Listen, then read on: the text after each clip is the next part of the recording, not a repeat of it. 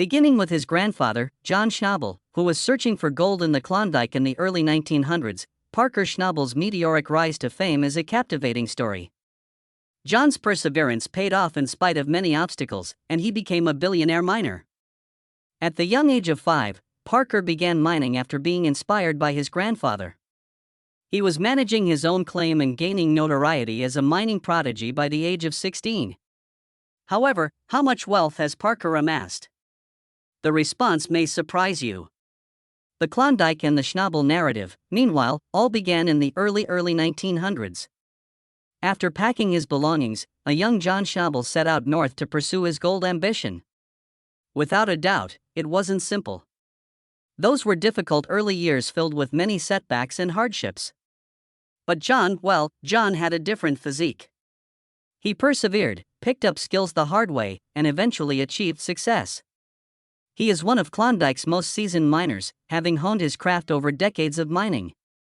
Because he worked hard and was determined, John Schnabel was able to accumulate a multi-million-dollar gold pile by the time he was older. There was still more to the Schnabel mythology. Parker, John's grandson, enters.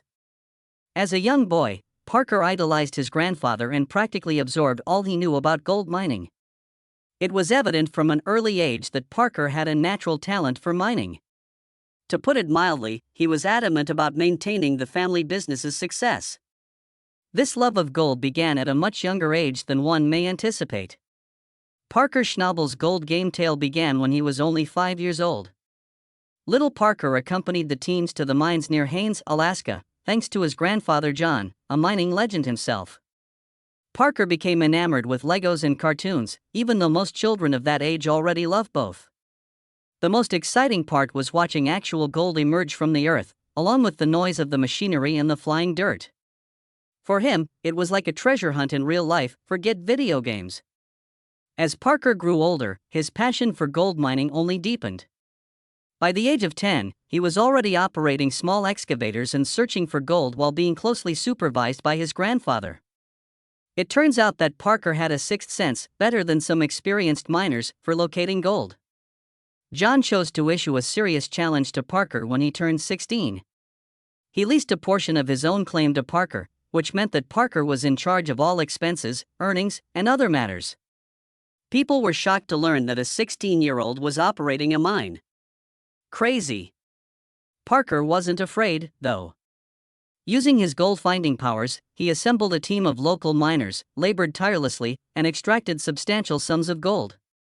Word of this young mining genius quickly spread, and Parker Schnabel was being referred to as a prodigy who would go on to become as famous as his grandfather. Parker had already become a Yukon gold digging master by 2012. He was making a lot of money and outperforming more experienced prospectors because to his cunning and innovative mining techniques. This young talent attracted the attention of certain reality TV shows eager to produce a program about, you guessed it, gold mining. They gave Parker a crazy notion. Allow a video crew to follow him around for a new Discovery Channel program called Gold Rush.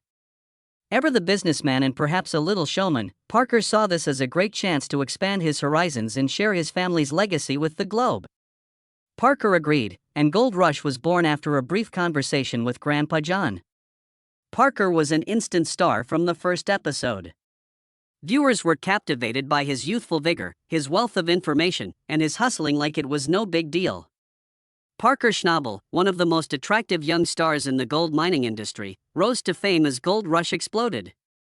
However, his fame didn't slow him down in the slightest. He intensified his Porcupine Creek campaign. A whole new team and larger, more powerful machinery are being brought in. Every season, Parker broke his own gold records by using his cunning and inventiveness to create brilliant mining techniques. By his early 20s, he would have brought in more than 3,000 ounces of gold in a single season. This amounts to millions of dollars. Parker created an empire by using his mining prowess and TV celebrity. He raised the bar for profit-making and extracting the greatest gold from the earth. From a promising rookie to an exceptional force, Parker transformed the entire gold mining game thanks to Gold Rush and his own indisputable talent. However, 2016 was a difficult year for the Schnabels. One of the legends of these gold fields, Grandpa John, passed away. He had a life that most people can only imagine at the age of 96. Parker, however, was losing his greatest ally in addition to a hero. Parker learned everything he knew from Grandpa John, who had been there since he was a small child. How to manage a crew, read the terrain, and locate that hard-to-catch gold. Parker had been strengthened by him, able to cope with this chaotic mining life. For the first time, Parker was standing by himself now that Grandpa had left. You know Parker, that fire in his belly wouldn't let him give up, even though it was emotional. Grandpa John was pleased of him since he swore to continue the tradition and wouldn't let him down. After Grandpa was laid to rest, Parker assumed control of Schnabel mining. He set some lofty objectives, made larger digs, and extracted more gold than ever before. Even the fabled Eureka Creek, which is said to be the richest undeveloped land in the area, was among the many new claims he acquired throughout the Yukon. Parker was suddenly a mining mogul rather than merely operating a single mine. Numerous claims are dispersed throughout the Yukon. It was a completely different game. He needed to develop his planning skills quickly and learn how to keep all these moving pieces in working order.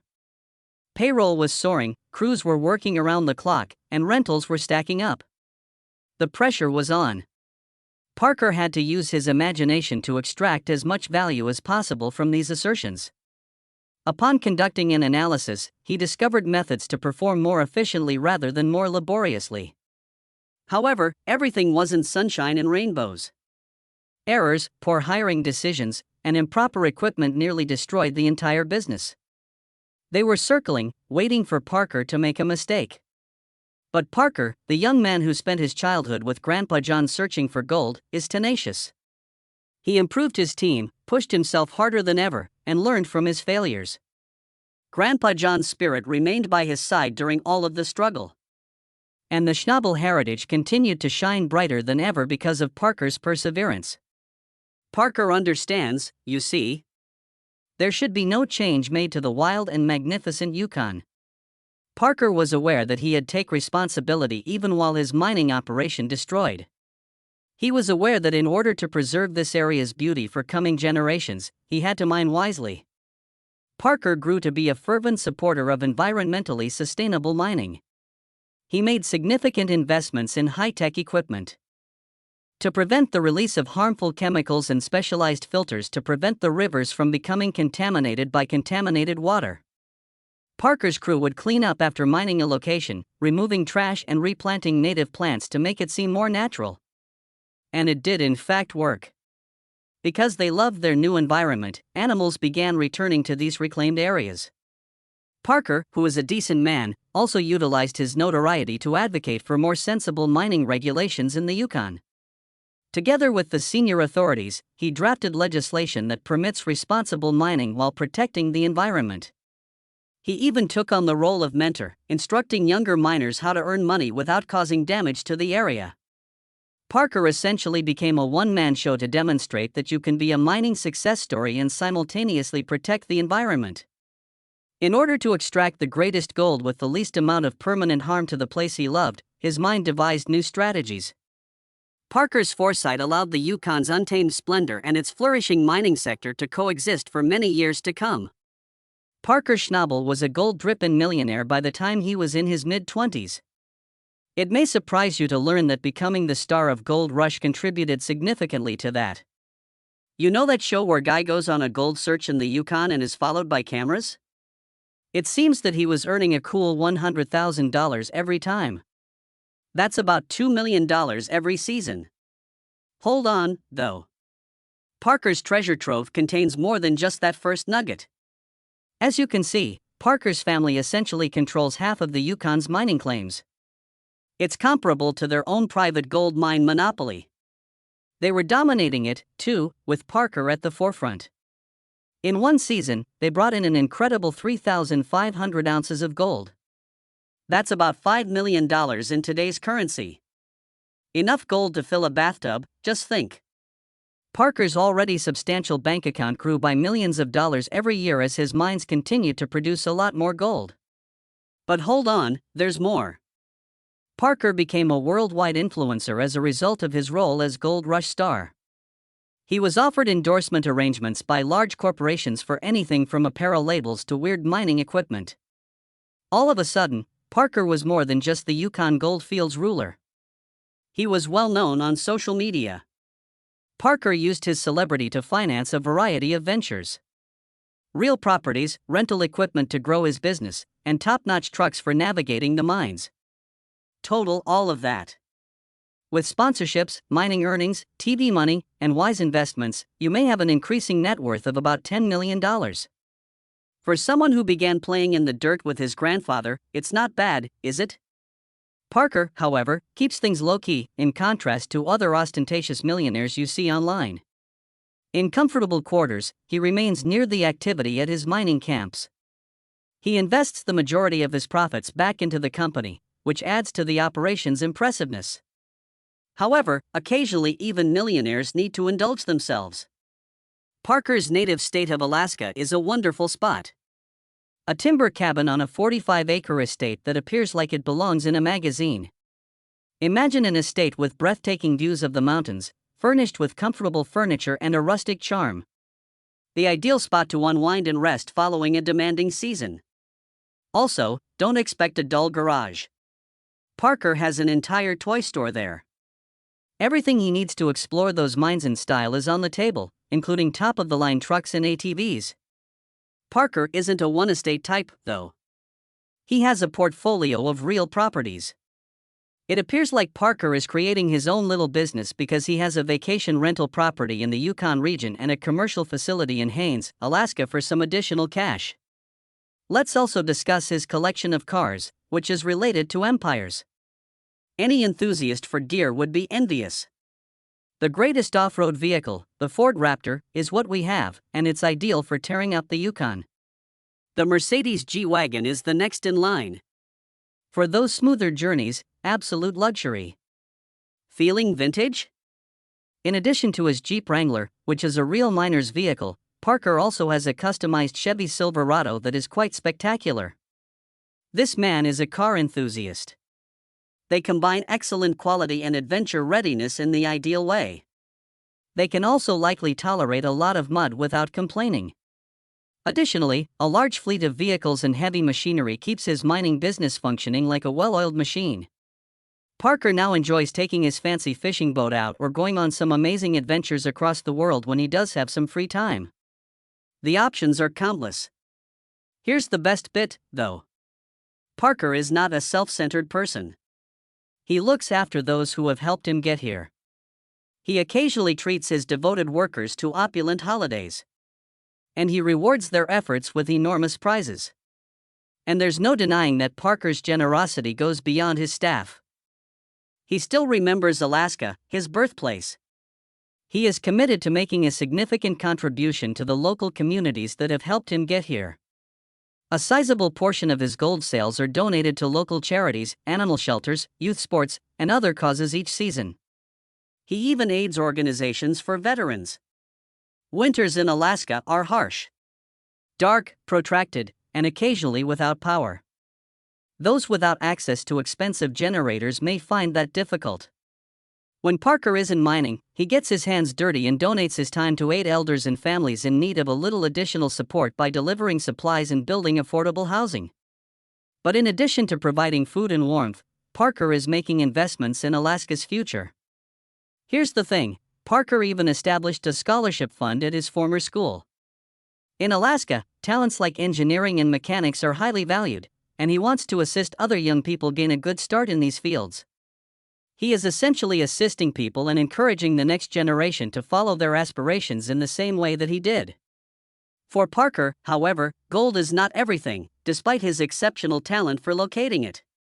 When he's not working in a mine, this guy has a lot of other hobbies. He has authored several best-selling novels about his family's mining heritage. Parker is also an avid traveler.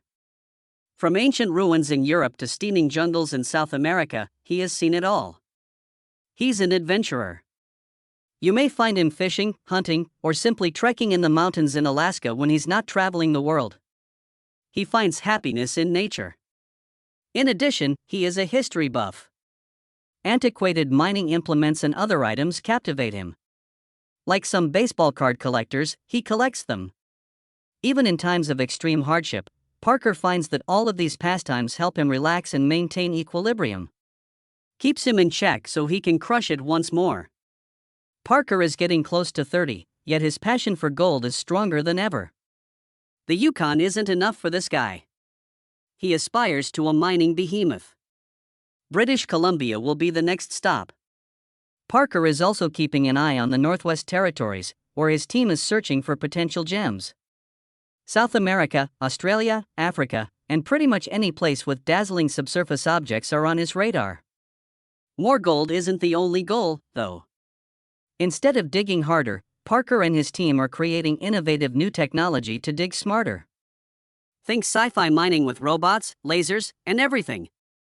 In order to obtain that gold with a lower environmental impact. It's a win-win situation.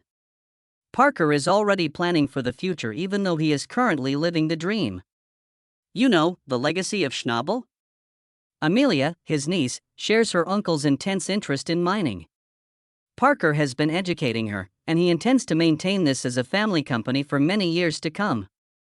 At some point, Parker may decide to step back from the day-to-day grind, concentrate on the big picture, and perhaps embark on some new experiences. Not to mention more time for amazing trips and savoring all that hard-earned wealth, isn't that right? That seems like a really nice retirement plan. Where does Parker go from this point on? Parker Schnabel is bound for success, regardless of the wild journey he chooses to take next. Do you remember the young child who was taught by the legends of mining? He's now a self-made icon. Parker created his own route and smashed it using all he had learned from the veterans. You know what? The best may be on the horizon. This monster of Yukon gold mining is not going to slow down anytime soon. Get ready for an incredible next chapter in Parker Schnabel's story.